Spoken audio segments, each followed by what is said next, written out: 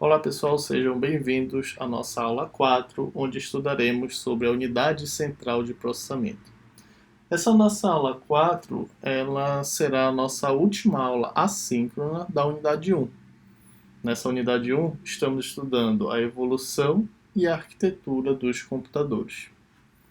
Segundo o nosso plano de ensino, na aula 4, nós vamos definir a unidade central de processamento de um computador e suas unidades de controle ULA.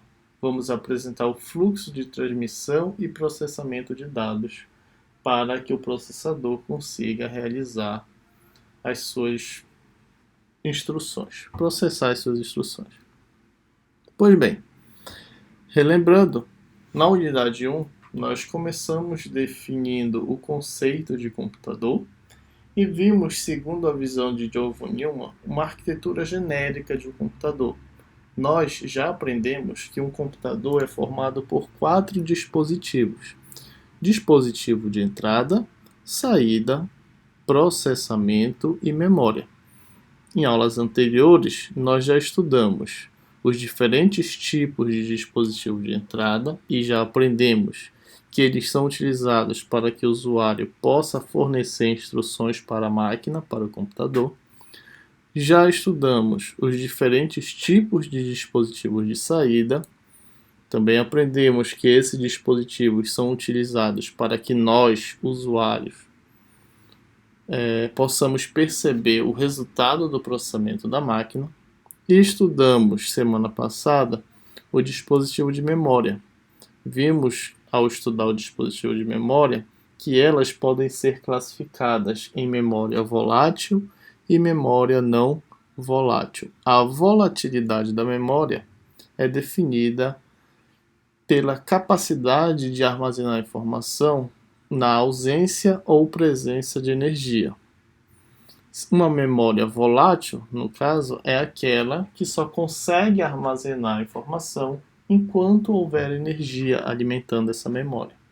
Já as memórias não voláteis conseguem armazenar as nossas informações mesmo na ausência de energia.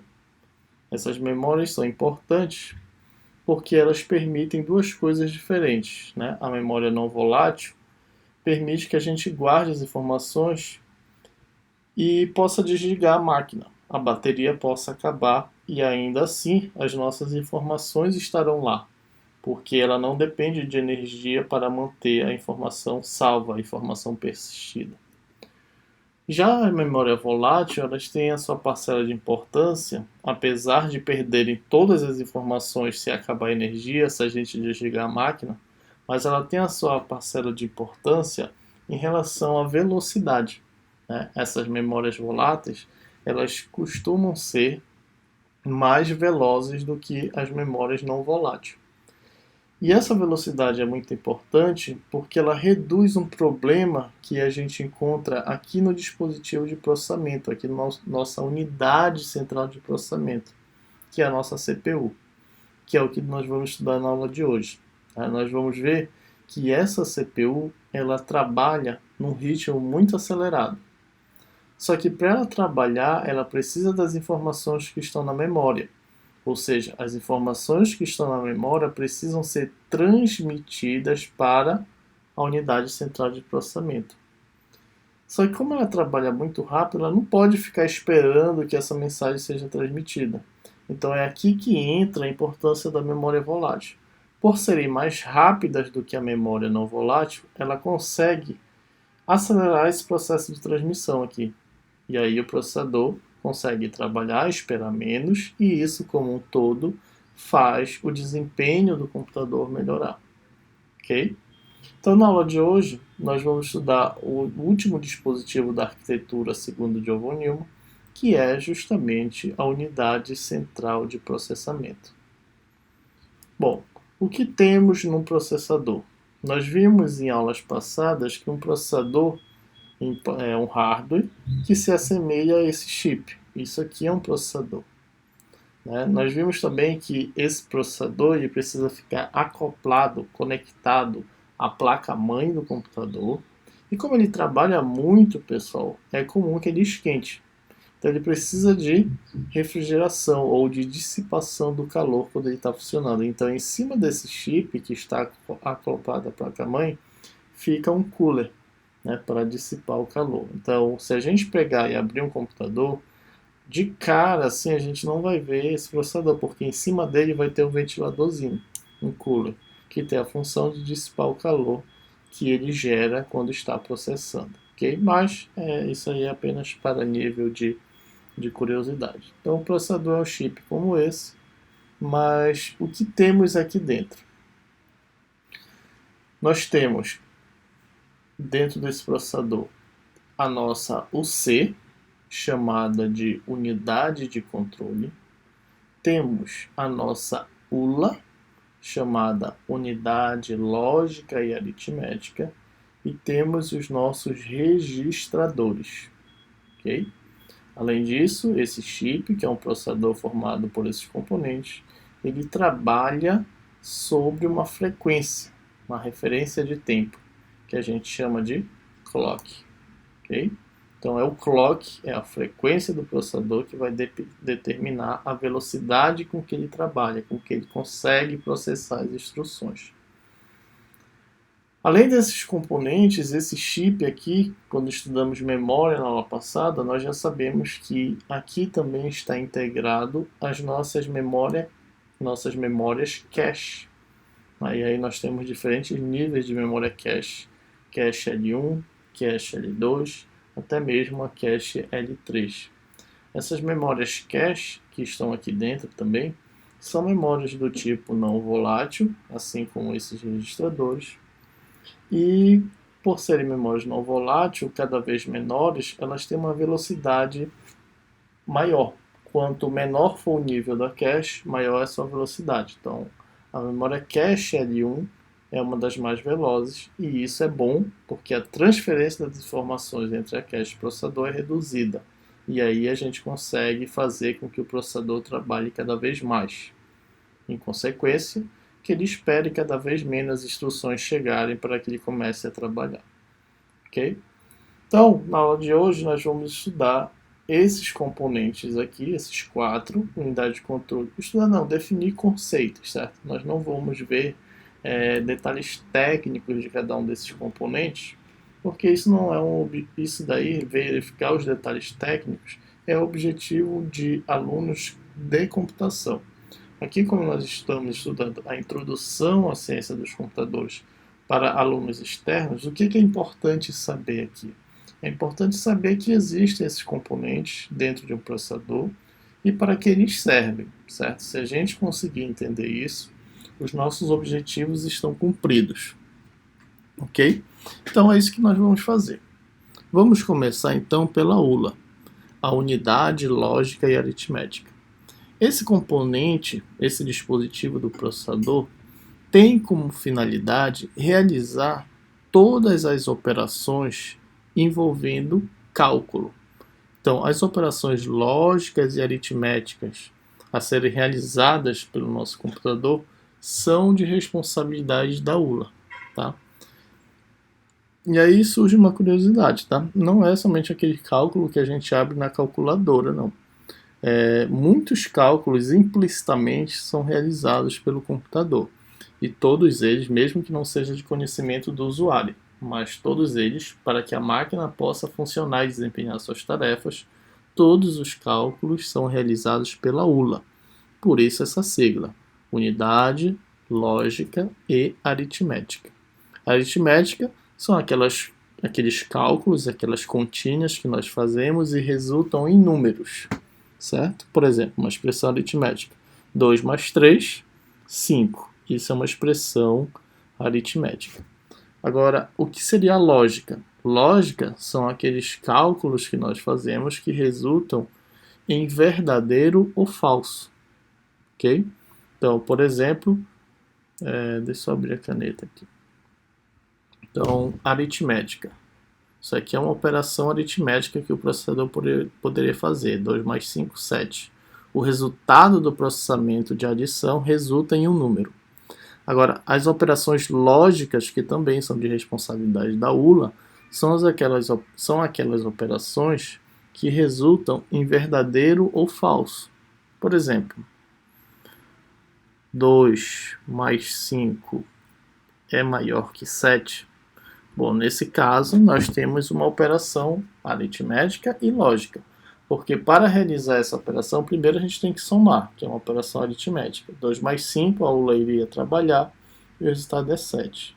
Agora, 7 é maior que 7, perceba que o resultado dessa operação não vai originar um número, e sim verdadeiro ou falso. Nesse caso, 7 é maior que 7, verdadeiro ou falso? Obviamente que isto é falso, 7 não é maior que 7. Perceba então que isto é uma operação lógica. Esse tipo de operação também é de responsabilidade da URA. E mais uma vez, muitas dessas operações surgem implicitamente quando o nosso computador está funcionando, tá? Não necessariamente elas surgem somente quando a gente abre uma calculadora e começa a digitar as continhas, ok? Que isso fique claro. Próximo componente que nós temos dentro do nosso processador, a unidade de controle. Esse componente, a unidade de controle, gerencia os eventos do computador e garante a correta execução dos programas. Como o próprio nome já diz, o objetivo é controlar as coisas. Tá? Então imagine que o computador como um todo, todos os seus dispositivos, são uma grande orquestra que precisam trabalhar em sincronia. Então o maestro de tudo isso é a unidade de controle.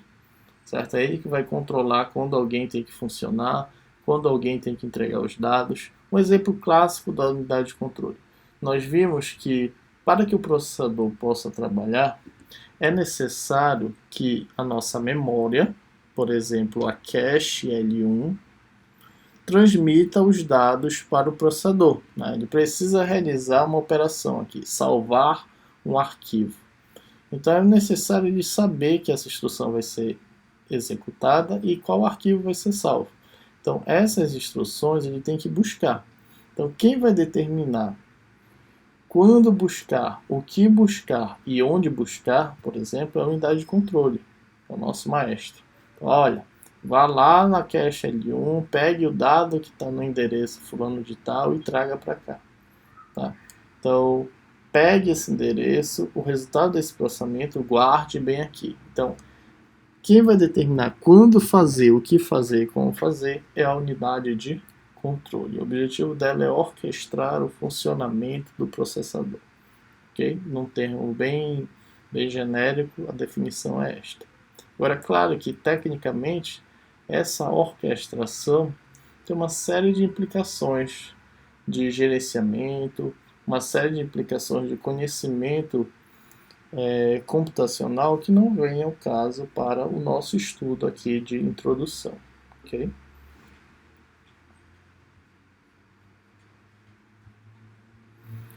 Por fim, o nosso processador também é composto de registradores. Registradores são memórias do tipo não volátil, bem pequenas, tá? A gente consegue guardar pouquíssimas informações nelas, e são utilizadas pela unidade de controle para que de fato ela possa realizar a sua finalidade de orquestrar. As informações que ela precisa guardar para realizar o seu trabalho são armazenadas aqui nos nossos registradores. Bem? Então são espaços de armazenamento interno à CPU, muito menores que as nossas memórias cache, porém muito mais velozes. Tá? Então, quem utiliza os registradores do processador? A unidade de controle, para que ela possa guardar as informações que ela precisa temporariamente para trabalhar na sua orquestração. Então, esses são os componentes que um processador tem. Agora, nós vamos falar um pouquinho do clock. O que é o clock? Bom, na tradução é o relógio, e ele determina, o clock do processador, determina a frequência de trabalho do processador. Então, quanto maior for a frequência, quanto maior for o clock do processador, melhor é este processador. Quer dizer que ele consegue trabalhar numa velocidade muito maior. Atualmente, os processadores que nós temos no mercado trabalham na frequência gigahertz, ou seja, bilhões de instruções por segundo. Por exemplo, se um processador tem a frequência de 3 GHz, o que isso significa? Significa que ele consegue processar até 3 bilhões de instruções em um segundo. Então, essa é a capacidade de trabalho de um processador atualmente. Eles operam em gigahertz, bilhões de instruções. Mas nem sempre isso foi assim, né? Nós já tivemos processadores que trabalhavam na frequência megahertz. E aí o megahertz são milhões de instruções por segundo. Giga são bilhões, mega são milhões. E aí aquele gargalo que nós conversamos na aula passada na transferência das informações, porque se vocês bem lembram, as nossas memórias, elas trabalham nessa frequência aqui, a sua grande maioria, megahertz. As nossas memórias, elas conseguem transferir as informações em milhões de informações por segundo. Só que aí perceba, se eu só consigo transferir, vamos supor, da cache L1, milhões de informações por segundo, e o processador consegue processar bilhões, olha a ociosidade. Entendeu? É esse que é o exemplo da ociosidade. A taxa de transferência é muito menor do que a força de trabalho que o processador tem, o clock dele. Então, por isso que a gente precisa ter uma hierarquia de memória para resolver esse problema. Ok? Bom, então, sobre os componentes que temos no processador são esses. E aí, essas informações para que o processador consiga trabalhar, para que a unidade de controle diga o que ele tem que fazer, onde ele tem que buscar as informações, é necessário ter um mecanismo para a transferência dessas informações, que são chamadas de barramento. O barramento de um computador, fisicamente, ele está aqui, nesta placa, chamada de placa-mãe. É a placa-mãe do computador. O que essa placa faz? Ela consegue conectar todos os outros componentes, todos os dispositivos daquela nossa arquitetura de John von Neumann. Aqui no meio seria onde o nosso processador deve ficar. A gente conecta o nosso chip aqui e em cima coloca o nosso cooler, o nosso ventilador para dissipar o calor. Aqui, olha, nós colocamos os nossos slots de memória principal, a nossa memória RAM, que são memórias voláteis. Então aqui nós podemos colocar.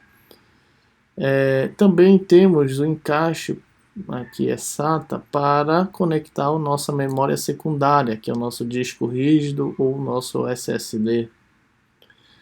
Também temos para conectar os outros dispositivos, por exemplo, placa de rede, placa de vídeo, portas USB, dispositivo de entrada e saída como fone de ouvido e microfone e por aí vai.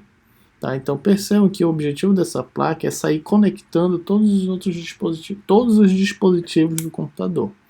E aí, uma vez que ela consegue proporcionar a conexão de todos os dispositivos, ela também consegue, a partir da orquestração da unidade de controle, fazer a comunicação entre eles, para que eles troquem as informações necessárias para que a máquina funcione.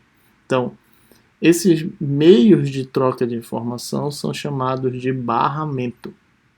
Na figura, um barramento é isso aqui.